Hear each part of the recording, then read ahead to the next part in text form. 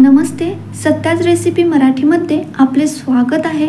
आज मी बनवणार आहे माझ्या आवडीची डिश म्हणजेच रेस्टॉरंट स्टाईल मशरूम मसाला।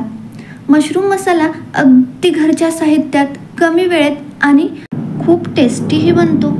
या पद्धतीने मशरूम मसाला बनवलात तर अगदी सर्व मशरूमचे प्रकार विसरून जाल आणि याच पद्धतीने मशरूम मसाला बनवून खाल। मशरूम मसाल्यामध्ये मटर वापरून मटर मशरूम मसालाही आपण बनवू शकतो, पण मी फक्त मशरूम मसाला बनवला आहे। खूप छान टेस्टी लागतो आणि यामध्ये एक सिक्रेट आहे, ते म्हणजे काजूची पेस्ट। ती वापरून आपण आज मशरूम मसाला बनवणार आहोत। चला तर रेसिपीला सुरुवात करू। मशरूम मसाला बनवण्यासाठी 3 कांदे आणि 2 टोमॅटो बारीक आकारामध्ये कट करून घेतले।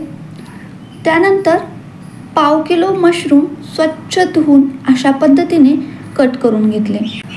त्यानंतर 1/4 कप काजू थोड्याशा पाण्यामध्ये भिजत ठेवले आहेत। याची आपल्याला पेस्ट बनवायची आहे, त्यामुळे अर्धा तास काजू भिजत ठेवले आहेत।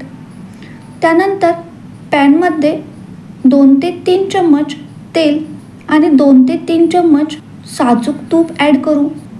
तूप आणि तेल छान कडकडीत गरम झाल्यानंतर 1 चमचा जिरे छान फुलल्यानंतर 1 इंच दालचिनीचा तुकडा आणि 2 ते 3 वेलची हलकंसं फ्राय करून घेऊ आणि यामध्ये बारीक कट केलेला कांदा ॲड करू। कांदा छान गोल्डन ब्राऊन कलर येईपर्यंत आपल्याला फ्राय करायचा आहे। मशरूम मसाला बनवण्यासाठी कोणतेही वाटण बनवावे लागत नाही आणि मिक्सरचीही गरज लागत नाही, त्यामुळे अगदी बॅचलर मुलंही पटकन ही रेसिपी बनवू शकतात। आपला कांदा छान गोल्डन ब्राऊन कलरमध्ये फ्राय झाला आहे। आता यामध्ये कट केलेला टोमॅटो ॲड करू। टोमॅटो तेलामध्ये छान मॅश होण्यासाठी यामध्ये चवीनुसार मीठ घालू आणि झाकण लावून 5 मिनिटं ठेवून देऊ। 5 मिनिटं झाकण लावून ठेवल्यामुळे टोमॅटो तेलामध्ये छान मॅश होईल आणि ग्रेव्ही एकजीव बनेल। त्यानंतर यामध्ये मसाले ॲड करू। 1 चमचा धने पावडर, 1 चमचा मिरची पावडर आणि 1/4 चम्मच हळद ॲड करू। त्यानंतर मी अजून आले लसूण पेस्ट वापरलेली नाही, तर हे मसाले घातल्यानंतर लगेचच 1 ते 1.5 चम्मच आले लसूण पेस्ट घातली आणि लो फ्लेमवर मसाले आणि आले लसूण पेस्ट छान भाजून घेतली। आले आणि लसणाचा कच्चापणा जाण्यासाठी 2 मिनिटं परतून घेतले आणि यामध्ये मशरूम ॲड केले। मशरूम ॲड केल्यानंतर लगेचच पाणी घालायचं नाही, तर या मसाल्यांसोबत मशरूम 5 मिनिटं परतून घ्यायचे। मसाल्यासोबत मशरूम परतल्यामुळे मशरूममध्ये छान मसाल्यांची टेस्ट उतरते आणि मशरूम ही स्वतःचं पाणी सोडतं। पाणी सुटेपर्यंत छान परतून घेऊ।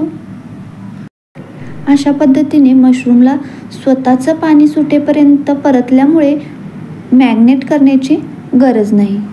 आता अर्धा चमचा गरम मसाला ॲड करू आणि परत एकदा परतून घेऊ।